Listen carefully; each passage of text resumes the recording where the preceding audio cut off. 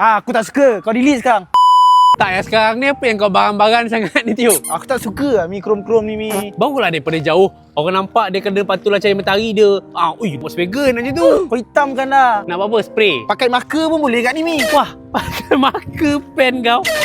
So kalau macam tu depan belakang nak kena delete ni. Cuma depan belakang Mi, takkan depan je. Tapi beragak tu kalau nak pakai marker pen bapak orang cakap DIY kau-kau. Orang ada Mi. Dia orang cakap Back Orange Motorsport. Kau tahulah budak-budak ni.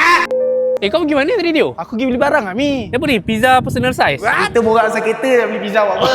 Apa benda? Ni Mi, ni baru ngam Mi. Ni kau tinggal buka tip ni, tampal je. Senang lah. Cuba try. Mi, kau tampal lah Mi. Aku pakai instant Mi, kau sengit ni. Tadi jadi WV lah, bukan VW. Ni betul kau beli model aku punya. Kau jangan beli model lain pula. Betul Mi. Sebab aku rasa dia lain model, lain size ni. Walaupun logo dia lebih kurang. Ni polo lah Mi. Polo bukan Apollo Apollo! Bismillahirrahmanirrahim.